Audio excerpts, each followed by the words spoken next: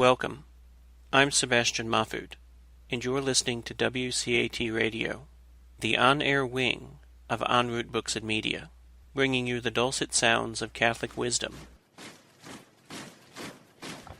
Hello, and welcome to another edition of St. Paul's Letters to America. My name is Ray Gerard, and I am your host for this program. And this is the program that raises the question, what if St. Paul were alive today? What if he were here to write a letter to America? What would he say? Well, this is the program where you will hear exactly what he would say, because we know the answer to this question. He would say exactly what he wrote in his letters to the people in the Mediterranean world 2,000 years ago. His letters are as timely today as they were then, because, like all Scripture, they express truths that are timeless. If not, then they will not stand up when we attempt to apply them to modern situations. Here, that is exactly what we do. Here we take an issue that is current in our lives and our society today and look at it through the prism of one of St. Paul's writings. Often, we talk about two things people say never to talk about at the same time: religion and politics. We compare the wisdom of the day to the wisdom of a man named Paul from 2 millennia ago, who knew nothing of our modern world and our modern problems, to see if nonetheless he has answers that can be of use to us today. And as we do, we always bear a motto in mind: love and kindness through the light of truth. Hopefully that is what we do here. Now today we're going to talk about a story that's been in the news recently. It involves a woman named Shelley Fitzgerald. She was a guidance counselor at a Catholic high school in the Indianapolis, Indiana area. And she was a guidance counselor there for some 15 years. For 22 years, she had lived with a partner of the same sex. Together, they are raising a daughter who is 13 years old. In 2015, they got married. Last year, word of this marriage came to the authorities at the Catholic high school. In short order, she was fired. She was let go. This garnered some national attention. There was a New York Times article written about her case last summer at the time that this occurred. Also, she then soon appeared on a national TV show, The Ellen DeGeneres Show. But that's not the end of our story. Her father, who apparently had been a mentor on a number of retreats for high school students in the Archdiocese, the same high school, I believe. He'd been a mentor on 40 retreats, and he had talked about them as, they were one of the most spiritually rewarding things he had ever been involved with. He, nonetheless, was also recently let go from participation in this program. Why? He had made some public statements, and he'd given some public shows of support for his daughter. Currently, there is an EEOC complaint that has been filed by Ms. Fitzgerald against the school and the Archdiocese. If in several months they receive a right to sue letter, as they very well may, a lawsuit filed in federal court will then be the next step, which her attorney has stated they have every intention to file. So the Archdiocese there in Indianapolis and this particular high school has an issue in front of them. And the question is, how are they to approach this? What should be their attitude as they deal with this situation? And for that, we refer to a letter that St. Paul wrote, his first letter, to the Thessalonians, specifically an excerpt from chapter 2. And there he says, "Brothers and sisters, after we had suffered and been insolently treated, as you know, in Philippi, we drew courage through our God to speak to you the gospel of God with much struggle. Our exhortation was not from delusion or impure motives, nor did it work through deception. But as we were judged worthy by God to be entrusted with the gospel, that is how we speak, not as trying to please human beings, but rather God, who judges our hearts. Now, there are various points that we could look to in this one particular letter. As we've said before, often enough, one short passage from Paul contains a number of meanings, and there are a number of different depths that you can find to his writing. We're going to focus on three. One is his reference to the need for courage.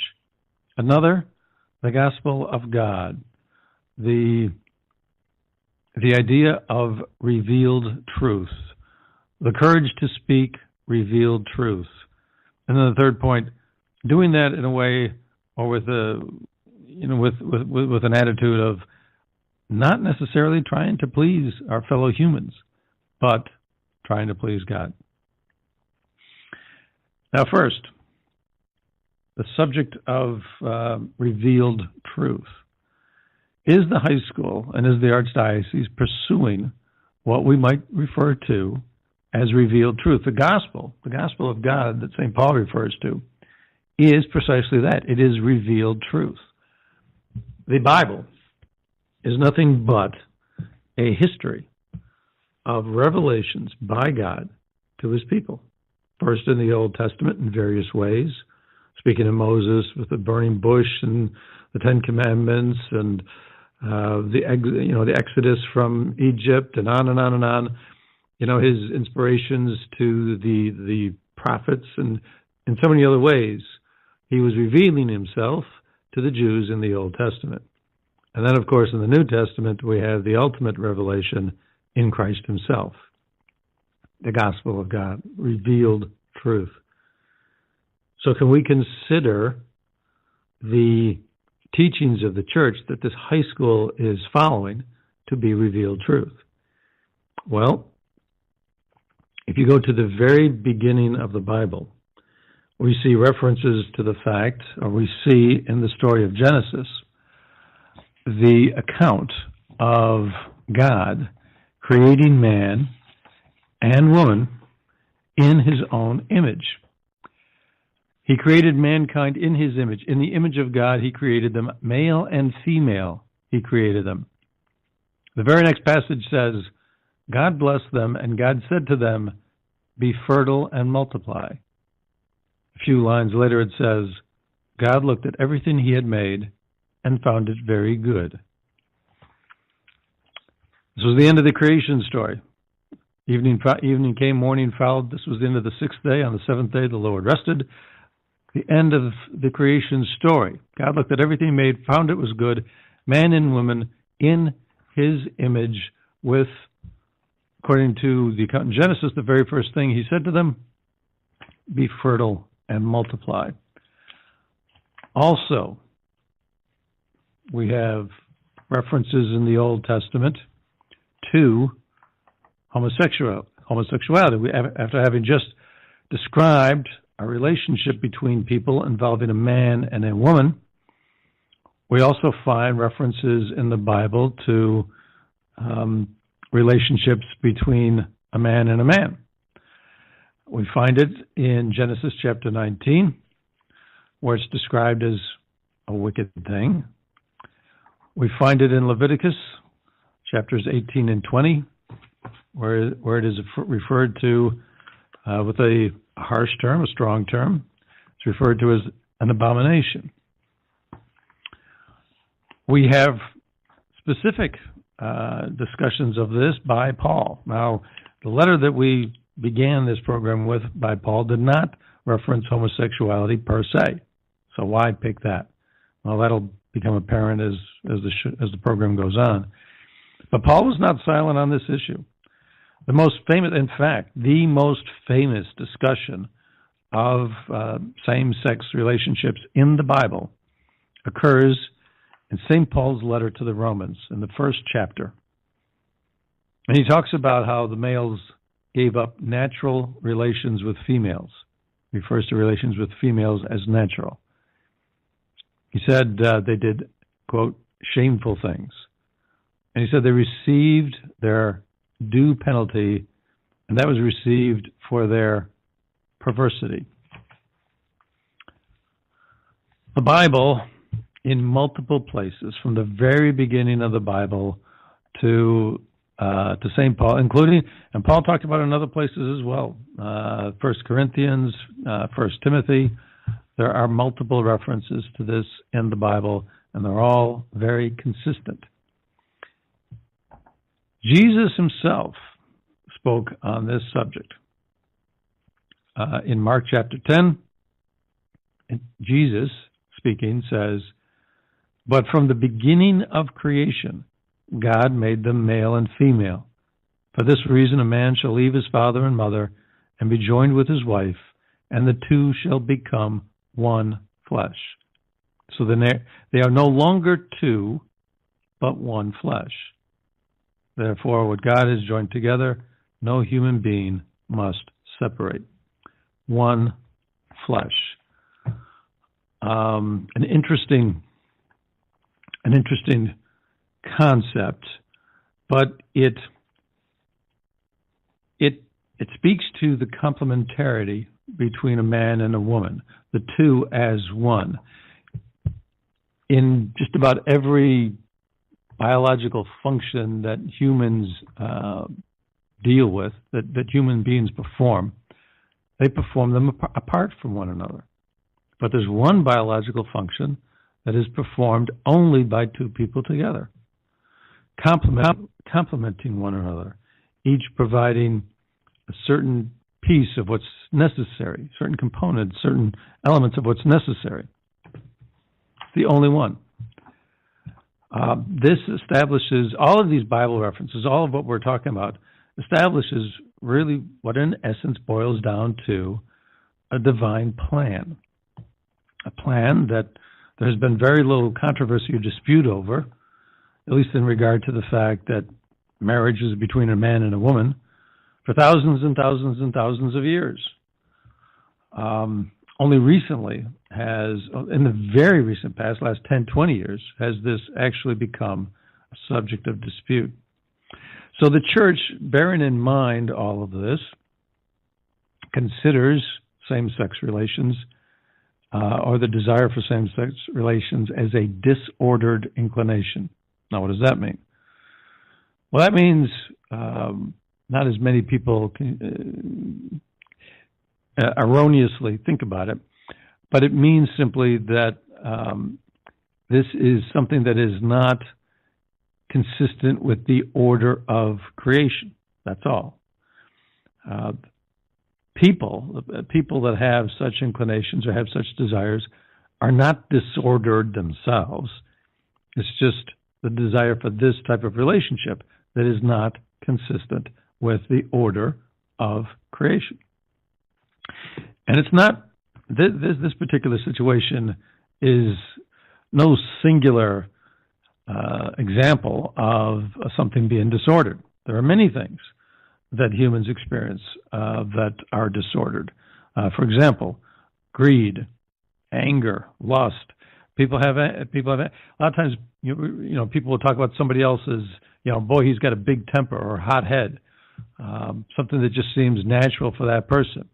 Or a lot of people, experience instances of lust. I mean, the problem of pornography is very large with male population in our country today, with the onset of the internet and the ready access to those types of materials, and that type of activity draws on a very strong impulse in men, and so that could be seen as sort of a natural inclination. In fact, a lot of people teach that. Well, why try to suppress those types of inclinations and passions and so forth? But nevertheless, the Catholic Church has always taught that there are things that should be repressed, suppressed, at least, not suppressed to some type of an extent where it causes you psychological problems, but that people control their passions. They use their mind and their intellect to control their emotions and their passions. St. Thomas Aquinas wrote on this and said basically that, of course, there are many inclinations that people have that they would want to act on. But the practice of virtue, the practice of trying to imitate Christ, the practice of trying to make ourselves suitable for what we hope will be our ultimate destination, heaven, many of these inclinations are not to be followed. In any event, and one more thing we should mention, of course, is the fact that when the two become one and they act as one organism in the reproductive fashion, so as to permit the gifts of life, what then occurs is, of course, a third member of a family. So then you would have a family. I don't know, does this seem to fit God's plan? You have a father, a mother, and a child. You have three people in a loving relationship. Three people that are different. They have their own distinct individual identities, and yet they're part of one singular relationship of love. I believe it was John Paul II who said, well, that mirrors the Trinity. Sound like something of a divine plan? It would seem to. But nonetheless, there are many who think that this is not revealed truth. The Church has maintained that it is. The Catechism clearly states the principles that I've talked about. If you go to the webpage of the United States Conference of Catholic Bishops, you'll find an extensive discussion on all of these principles we just talked about. This has been the teaching of the Church for the history of the Church, for the life of the Church, for its 2 millennia. That same-sex relations are not permitted. They're not in keeping with what God has in mind for us. But, of course, that doesn't end the story. We have the situation like we do with this high school in Indianapolis. And the Church has to forge ahead. The Church has to have courage. Why? Why is the Church going to be tested? Is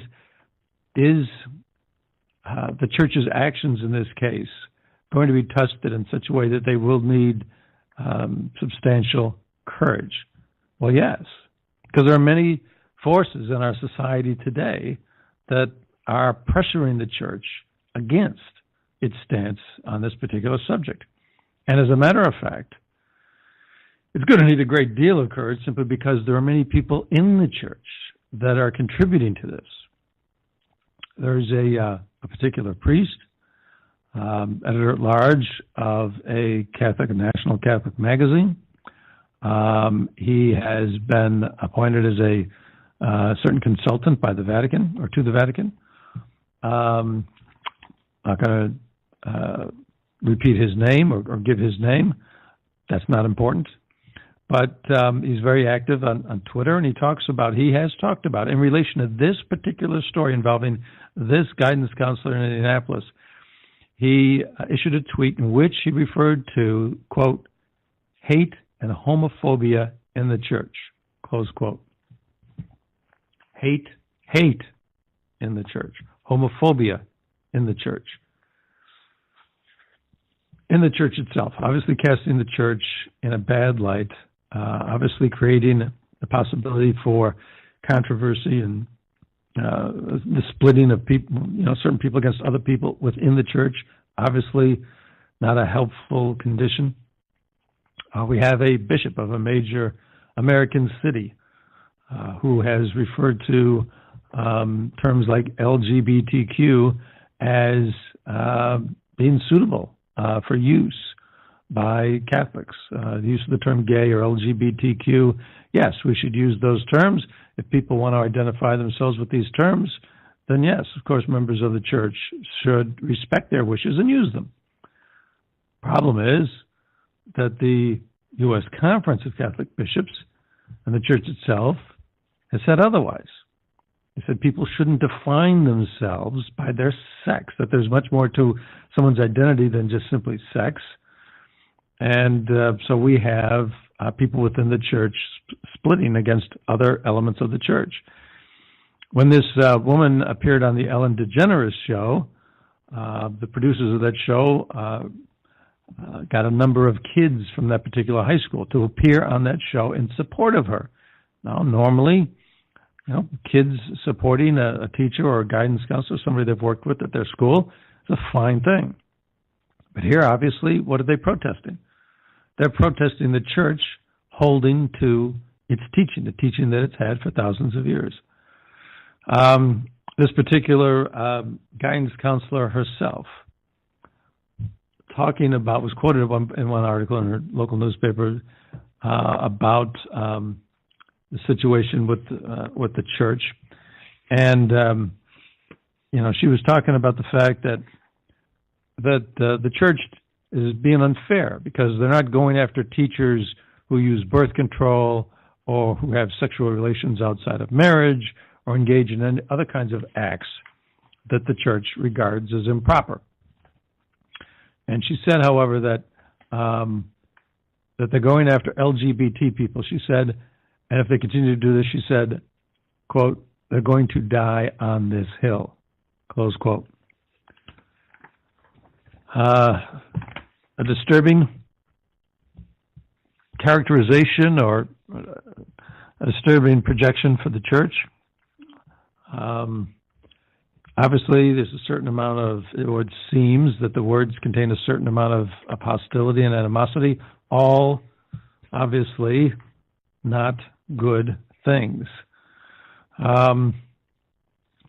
talked about being in support of legislation that was proposed in the state of Indiana that would take public funding away from Catholic schools.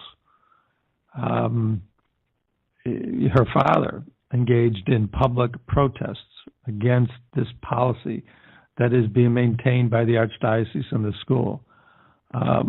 You have, as I mentioned, articles in the New York Times and the Ellen DeGeneres TV show all calling attention to this in a negative way.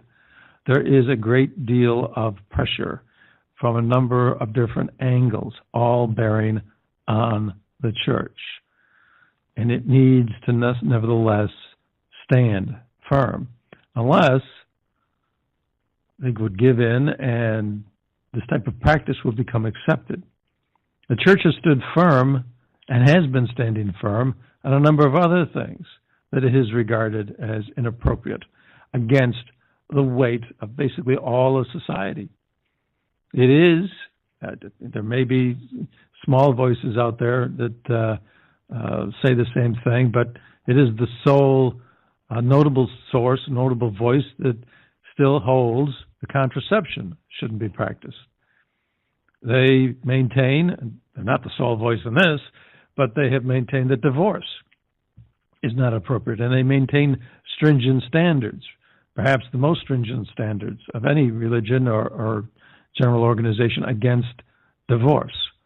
They have fought a virulent fight against abortion, and now also they're maintaining their stance with regard to homosexuality.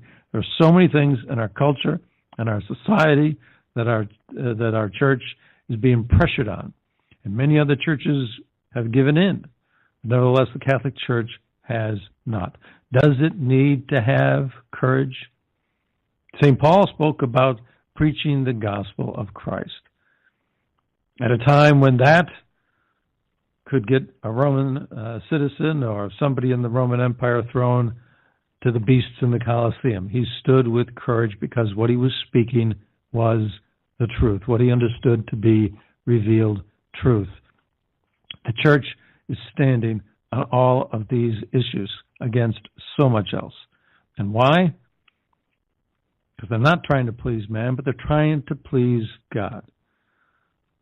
The USCCB, in discussing this issue, has talked about the fact that pleasure of a number of different sorts has become the guiding principle for society. The practice of virtue is losing in the public sphere to things that are deemed pleasurable in all sorts of ways, and it's to the point where practicing virtue is considered unnatural. Pleasures, just the things that you feel naturally. The word natural has become a favored term, and if you practice virtue against those natural inclinations, you are regarded as being unhealthy, unnatural. What it boils down to is really whether or not there is any objective morality. The church maintains what it maintains because it believes in God. It doesn't simply believe there is a God.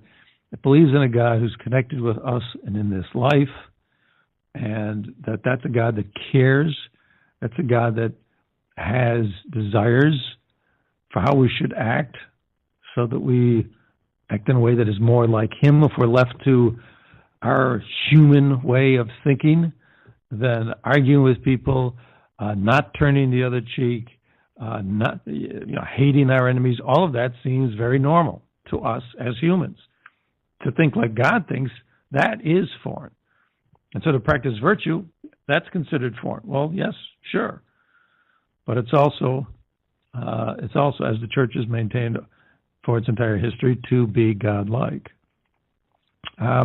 We can see this in actually this high school guidance counselor. She said, she was quoted in another article as saying, she is simply fighting for, quote, what I know to be what? Right. Close quote. What I know to be right. What I know, the church says one thing, I know something else. Where is there room for humility in how we think about things these days? There are so many other churches that think otherwise. There is an Episcopal bishop who wrote a book in 1991, and it caused quite a stir. Why? Because he was practicing this, this idea of subjective morality, just judging for himself on certain things. He's practicing this idea of just subjectively deciding himself what is right, what is wrong, what he's going to believe, what he's not going to believe. And in his book, he expressed the opinion that he thought St. Paul was homosexual. Not to be outdone, a few years ago, on Good Friday in 2012, there was an Anglican minister in New Zealand who preached the same, and I'm almost hesitant to say this. It seems to me blasphemous, and I'll explain, and it is blasphemous. I'll explain why in a second. But he said the same of our Lord and Savior. Now, if that's to be considered, it has to be blasphemous. It has to be against the truth. If the plan that the church keeps in mind with regard to the plan for families, the plan for marriage that came from the very beginning of the Bible in the book of Genesis down through so many other affirmations of it in other places in the Bible. If that is the plan, if that is the order of society, if the family, which up until just the last few years has been considered, if marriage between a husband and wife was considered the normal thing for all these years except the last few, if that is correct, then that's part of the order of the world, the order of creation. If Christ had a different inclination, then he would be, according to the principles of the Catholic Church, disordered. So now you have a situation where God himself will be disordered when juxtaposed to his own creation. When people decide for themselves that I can think this, can decide this, can do this by myself, they run the risk of falling into serious problems. Now, Is there room for I believe this or I think this? Of course. But there are certain principles. For example, the Ten Commandments, thou shalt not kill. We've got a vote in the U.S. Senate recently, which was to protect born babies. It did not get approved. The Ten Commandments, murder. We're talking about born babies. When we practice the idea that I can decide morality, I can decide this, I can decide that, and we don't give proper, credence to what people have understood for generations and centuries, then we have to ask ourselves whether or not our subjective morality is seriously amiss. In any event, the church. Another aspect of this is you can look at how this works out. The church has been fighting these battles against divorce and abortion and contraception, all of these things. And one way of determining whether or not the church is on the right path or not is to look at the effects on society. Society's been going in one direction. The church hasn't. What's been the result? Well, in 1950, 11% of children born to families in the U.S. Experienced a broken home.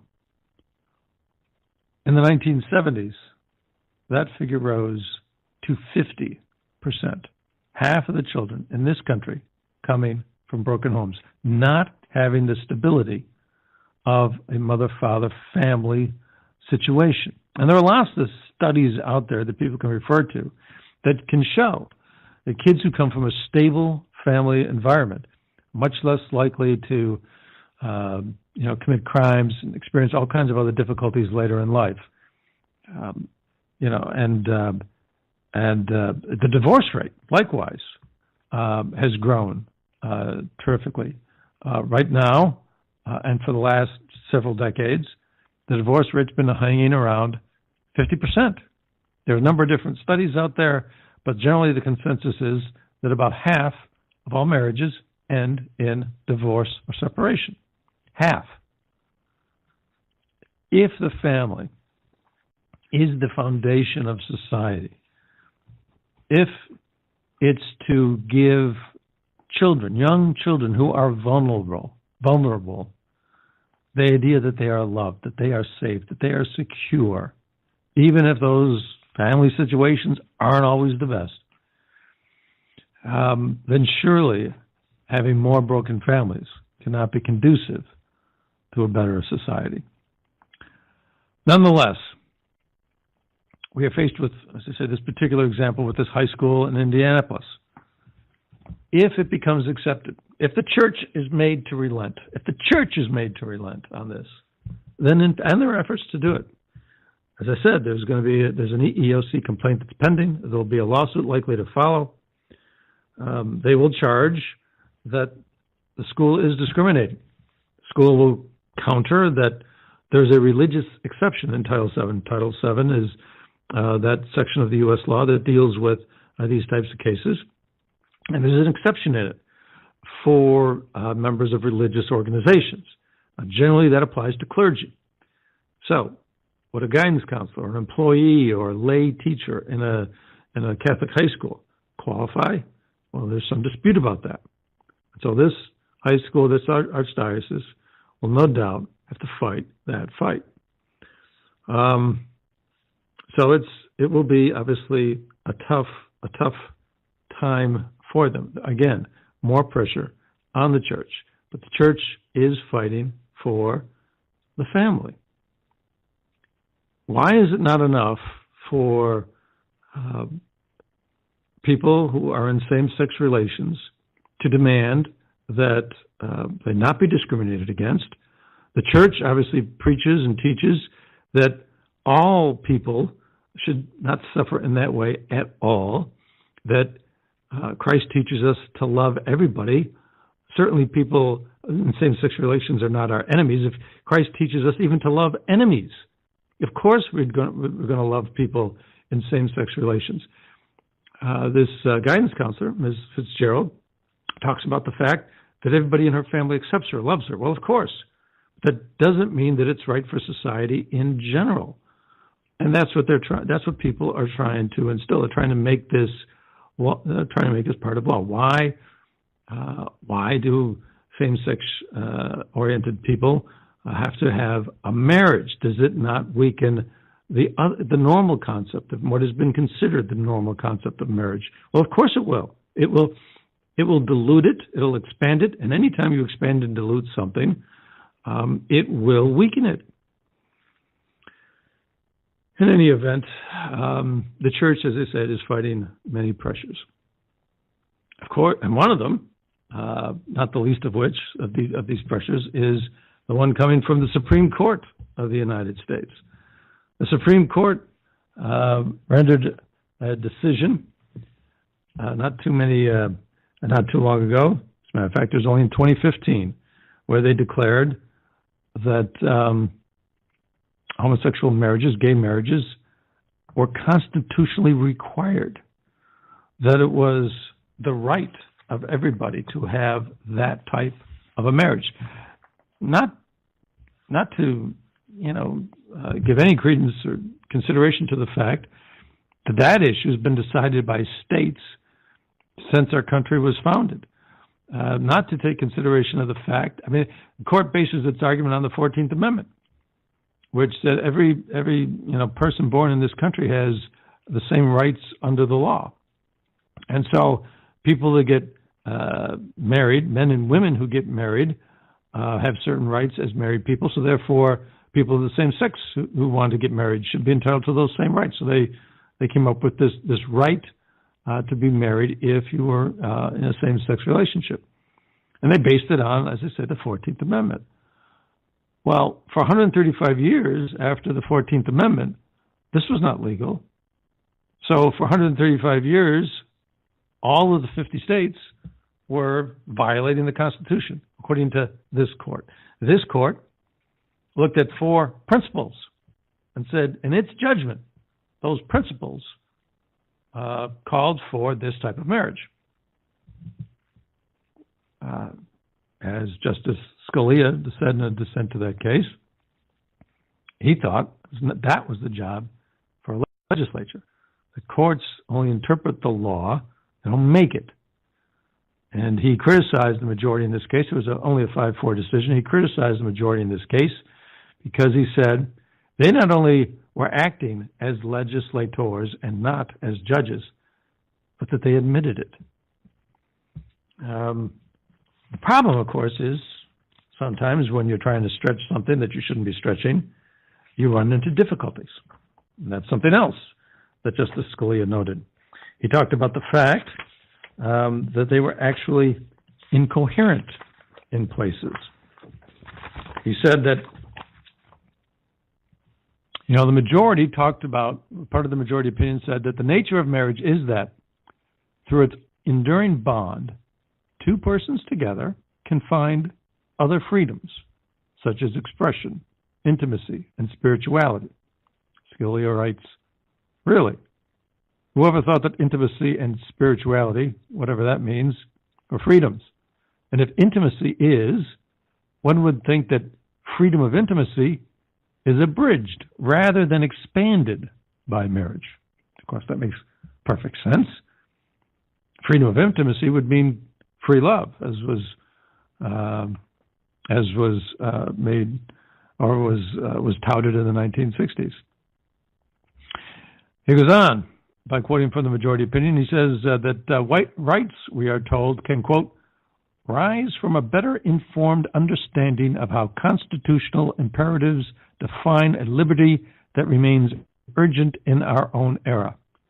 Scalia then says, how can a better informed understanding of how constitutional imperatives, whatever that means, define, whatever that means, an urgent liberty, never mind, and then give birth to a right? This kind of language is not precise at all. We're talking about rights arising from from a better informed understanding. So they didn't exist before, but now we have a better understanding. So now all of a sudden they exist. From a liberty that remains urgent, an urgent liberty. This, Scalia then says, the world does not expect logic and precision in poetry or inspirational philosophy, pop philosophy, but that it demands them in the law. These people on this court wanted to find a right they couldn't find in any of the decisions of courts in this country up till then, that they couldn't find in the Constitution itself, but they created it, they mandated it, they ordered it. The church is fighting against that. There's the media, there's popular opinion, there's much popular opinion, there are the courts, there's so much out there that is against the church, and yet somehow it has to find the need to be courageous. And why? Well, Cardinal Ratzinger wrote a piece, wrote a paper in 1986 when he was prefect for the Congregation of the Doctrine of the Faith. And in it, he went over the principles and the reasons, which we've discussed to some degree here, about why the church maintains the stance that it does. But then what he said was, what the church is concerned with is the eternal salvation of souls. Now, some people may think that this is extremely harsh, that if people who are in perhaps the church is saying that people who are in same-sex relations will not be recipients of salvation. It's not saying that. What it is saying is that, at least in my opinion, is that people need to have a sense, they have to have a mindfulness to try to conform to the desires of God. How do we know those desires of God? Well, when Jesus himself talks about the two becoming one, and who's he talking about? A man and a woman. How is it that we can talk about a man and a man becoming one in a marriage? Isn't that what is being talked about? Some may say no. But then why marriage? Why does it have to be a marriage? What does the term marriage mean? It's a wedding. It's two people being wedded together. It is all of these impressions of a joined couple that is imbued in the term marriage and the concept of marriage. And if we do not believe in the words of Jesus, if we do not believe in Jesus himself, what are we to believe in?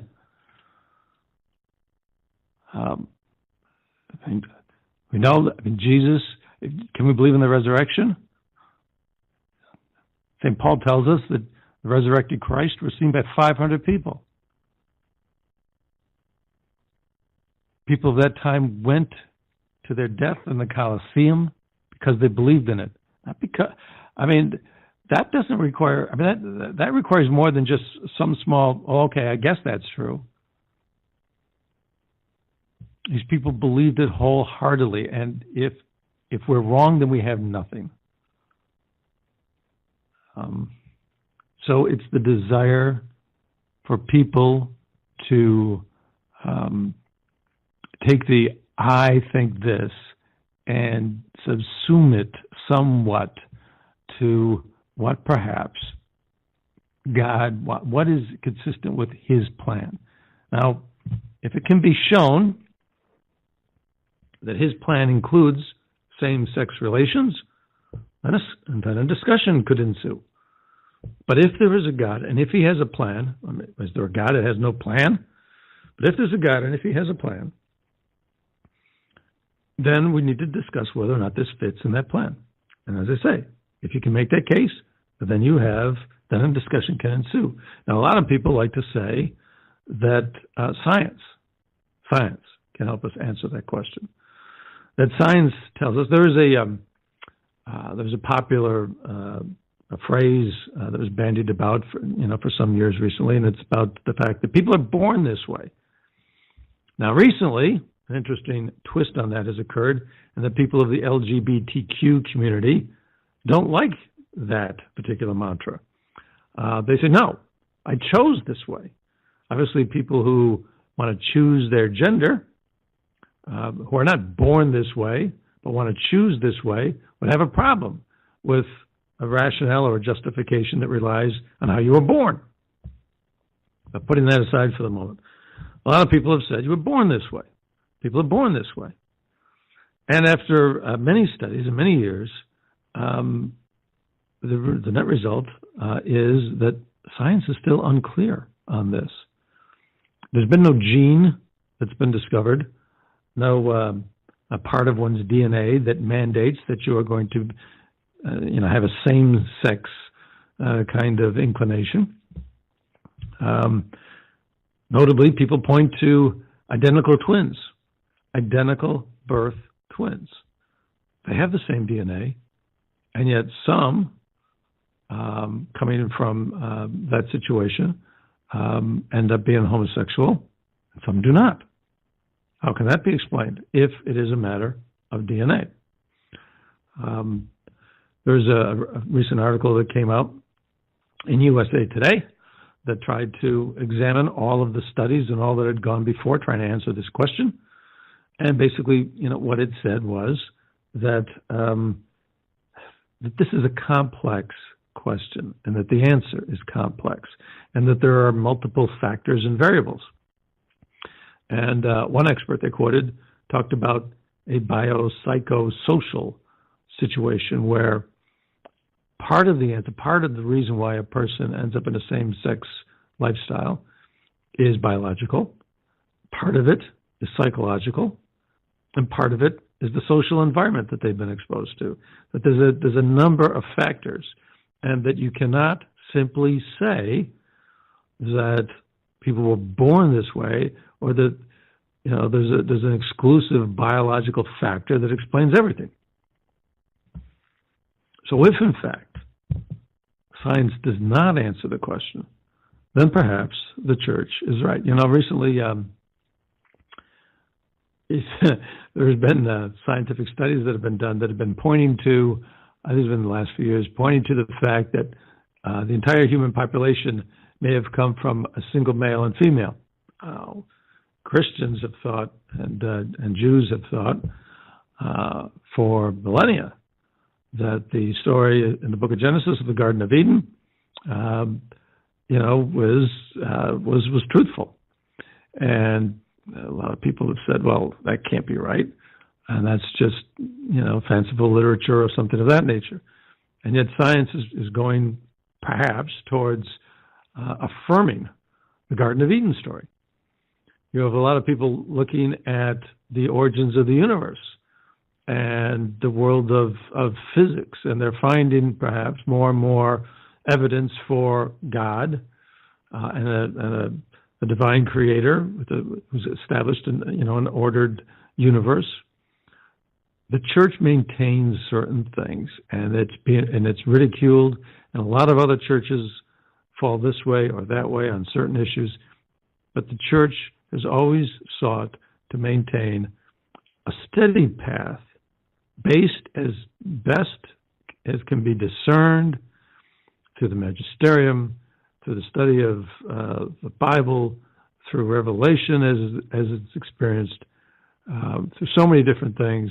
The church has sought to maintain a steady path based on the truth. The ultimate issue for the church has always been the truth.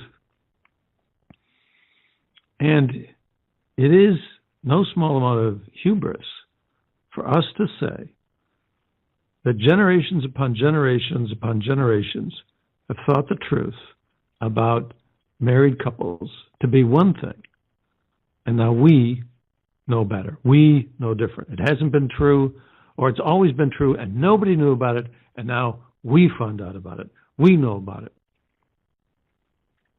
Could we not, perhaps, be a little bit slower in the push to make these things happen? Why, for example, did the change in what is a legal marriage have to come from 5 people on the U.S. Supreme Court? Why couldn't it occur state by state? Why did Roe versus Wade have to come from certain people, few people, unelected people on the Supreme Court? Why couldn't it occur state by state? Why can't we leave this up to the people? We're being pushed, and the church is being pushed, and the church is holding, and it won't be easy. We talk on this program about a number of things where it may not be easy. We talked last time about a situation where, because of a law trying to break the seal of the confessional, priests may end up having to go to jail because they'll do it rather than they'll break the law before they break their oath to maintain the sanctity of the confessional. The church is being pressured. It's standing firm. And I, for one, proud to still be a member of this church, proud to believe that this church is doing what it's doing, proud to be in a church that is doing what it's doing, standing up for things. If somebody can show that these things are not true, then fine. Then we'll have that discussion. But until that time, the church should be allowed to maintain itself. People are trying to force the church. This particular case centers around nothing else than people trying to force the church to employ people who reject the church's teaching. When people say, well, this person still wants to be Catholic, the teacher, she's still Catholic, she doesn't reject the church, she loves the church, her father loves the church, why won't you accept them? Why do you have to push them out the door?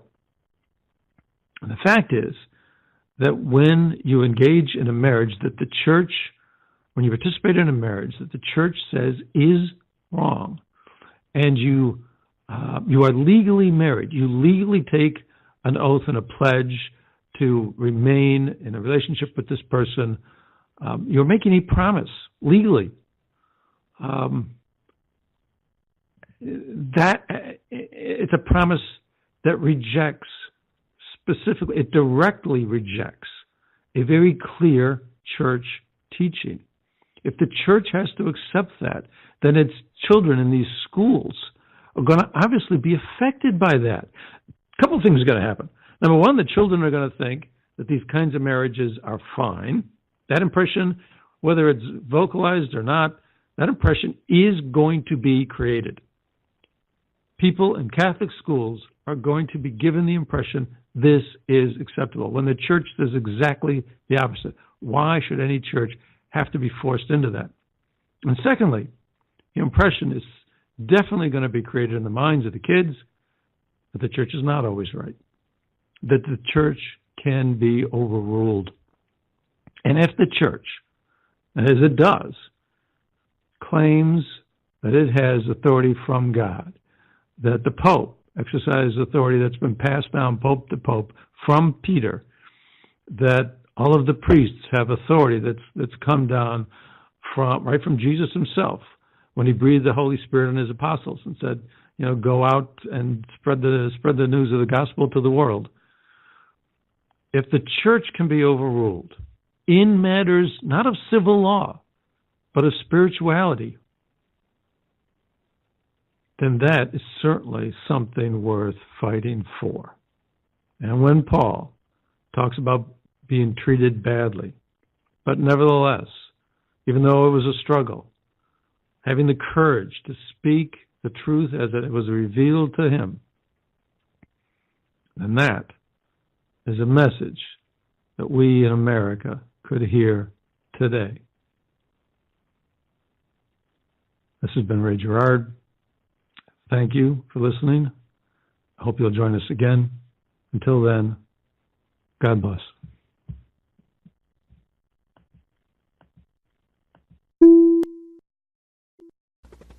We hope you enjoyed the program and will join us back for another show on WCAT Radio. This is Sebastian Mahfood. Good day.